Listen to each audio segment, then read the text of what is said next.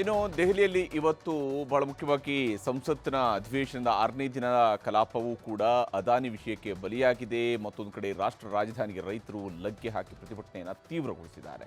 ಇದರ ನಡುವೆಯೇ ಸಂಸತ್ ಭವನದಲ್ಲಿ ಸಾಬರಮತಿ ಸಿನಿಮಾ ಪ್ರದರ್ಶನ ಆಗಿದ್ದು ಅದರ ಬಗ್ಗೆ ವಿಪಕ್ಷಗಳ ಕಣ್ಣು ಕೆಂಪಗಾಗಿಸಿದೆ.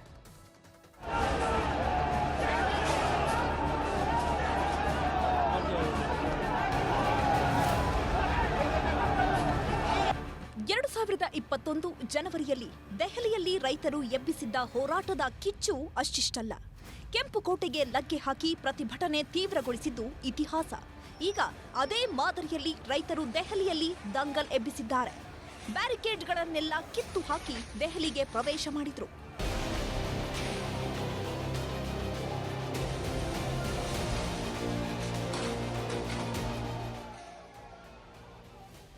ನೋಯ್ಡಾದಿಂದ ಸುಮಾರು 10ಕ್ಕೂ ಹೆಚ್ಚು ರೈತ ಸಂಘಟನೆಗಳು ದೆಹಲಿಗೆ ಹೊರಟಿದ್ರು. ರೈತರನ್ನ ತಡೆಯೋಕೆ ಪೊಲೀಸರು ಬ್ಯಾರಿಕೇಡ್ಗಳನ್ನ ಹಾಕಿ ಆಮೇಲೆ ಲಾರಿಗಳು, ಕ್ಯಾಂಟರ್ಗಳನ್ನೆಲ್ಲ ಅಡ್ಡ ನಿಲ್ಲಿಸಿ ಭದ್ರತೆ ಹಾಕಿದ್ರು. ಆರಂಭದಲ್ಲಿ ರೈತರೆಲ್ಲ ಶಾಂತಿಯುತವಾಗಿ ದೆಹಲಿ ಪ್ರವೇಶಕ್ಕೆ ಮನವಿ ಕೊಟ್ರು. ಪೊಲೀಸರು ಅವಕಾಶ ಕೊಡಲಿಲ್ಲ ಅಂತ ಬ್ಯಾರಿಕೇಡ್ಗಳನ್ನೆಲ್ಲ ಕಿತ್ತೆಸೆದು ಲಗ್ಗೆ ಹಾಕಿದ್ರು.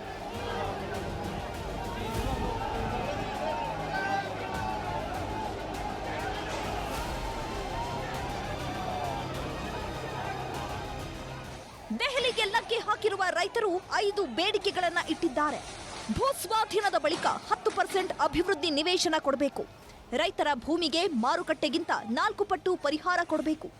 2014ರ ನಂತರದ ಭೂರಹಿತರ ಮಕ್ಕಳಿಗೆ 20% ಸೈಟು ಕೊಡಬೇಕು. ರೈತರಿಗೆ ಉದ್ಯೋಗ, ಪುನರ್ವಸತಿ ಪ್ರಯೋಜನಗಳನ್ನ ನೀಡಬೇಕು. ಬಾಕಿ ಇರುವ ಭೂಸ್ವಾಧೀನದ ಹಣ ತಕ್ಷಣ ಬಿಡುಗಡೆ ಮಾಡಬೇಕು. ಈ 5 ಬೇಡಿಕೆಗಳನ್ನ ಇಟ್ಕೊಂಡು ರೈತರು ದೆಹಲಿಗೆ ಲಗ್ಗೆ ಹಾಕಿದ್ದಾರೆ. ಆದ್ರೆ ಕೇಂದ್ರ ಸರ್ಕಾರ ಈ ರೈತರ ಬೇಡಿಕೆಗಳ ಬಗ್ಗೆ ಹೆಚ್ಚು ತಲೆಕೆಡಿಸಿಕೊಂಡಿಲ್ಲ. ಇದು ಸಹಜವಾಗಿ ರಾಜಕೀಯಕ್ಕೆ ತಿರುಗಿದೆ. ಒಂದ್ ಕಡೆ ಅದಾನಿ ಲಂಚ ಪ್ರಕರಣದಲ್ಲಿ ಸಂಸತ್ತು ಕಲಾಪದಲ್ಲಿ ಚರ್ಚೆಗೆ ಅವಕಾಶ ಕೊಡ್ತಿಲ್ಲ ಅಂತ ಕಾಂಗ್ರೆಸ್ನವರು ಇವತ್ತೂ ಗಲಾಟೆ ಎಬ್ಬಿಸಿದ್ರು. ಲೋಕಸಭೆ ಮತ್ತು ರಾಜ್ಯಸಭೆ ಕಲಾಪಗಳು ಅರ್ಧ ಗಂಟೆನೂ ನಡೆಯದೆ ನಾಳೆಗೆ ಮುಂದೂಡಿದ್ರು. ಇನ್ನೊಂದ್ ಕಡೆ ಪ್ರಧಾನಿ ಮೋದಿ, ಅಮಿತ್ ಶಾ ಸೇರಿದಂತೆ ಮೋದಿ ಸರ್ಕಾರದ ಸಂಪುಟ ಸಚಿವರುಗಳೆಲ್ಲ ಸಂಸತ್ ಭವನದಲ್ಲೇ ದಿ ಸಾಬರಮತಿ ರಿಪೋರ್ಟ್ ಸಿನಿಮಾ ನೋಡಿದ್ರು. ಗೋಧ್ರಾ ರೈಲು ಹತ್ಯಾಕಾಂಡ ಆಧರಿಸಿದ ದಿ ಸಾಬರಮತಿ ರಿಪೋರ್ಟ್ ಚಲನಚಿತ್ರದಲ್ಲಿ ವಿಕ್ರಾಂತ್ ಮಾಸಿ, ಶಾರಿ ಖನ್ನಾ, ರಿಧಿ ಡೋಗ್ರಾ ನಟಿಸಿದ್ದು.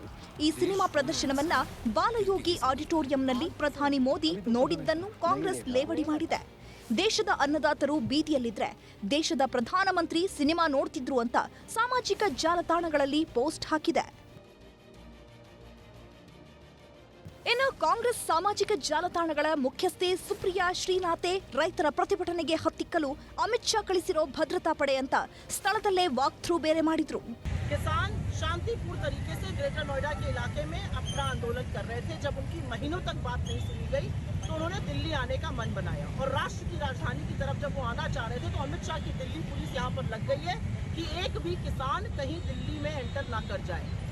ದೆಹಲಿಯಂತೂ ಅಕ್ಷರಶಃ ರೈತರಿಂದ ತುಂಬಿ ಹೋಗಿದೆ. ಈಗಾಗಲೇ ಅರ್ಧ ದೆಹಲಿಯಲ್ಲಿ ಟ್ರಾಫಿಕ್ ಜಾಮ್ ಆಗಿದೆ. ಅರ್ಧ ಗಂಟೆ ಪ್ರಯಾಣಿಸೋರು 4-5 ಗಂಟೆಗಳಾದ್ರೂ ದೆಹಲಿ ದಾಟೋಕಾಗ್ತಿಲ್ಲ. ಆ ಪರಿ ಟ್ರಾಫಿಕ್ ಜಾಮ್ ಆಗಿದೆ. ಪ್ರಮುಖ ರಸ್ತೆಗಳನ್ನ ಪೊಲೀಸರು ಬಂದ್ ಮಾಡಿದ್ದಾರೆ. ಶಾಲೆಗಳಿಗೂ ರಜೆ ಘೋಷಿಸಲಾಗಿದೆ. ಅರ್ಧಕ್ಕರ್ಧ ಐಟಿ ಕಂಪನಿಗಳು ವರ್ಕ್ ಫ್ರಮ್ ಹೋಮ್ ಘೋಷಿಸಿದೆ. ಇದಿಷ್ಟು ಸದ್ಯದ ದೆಹಲಿ ಪರಿಸ್ಥಿತಿ. Bureau report, news 18.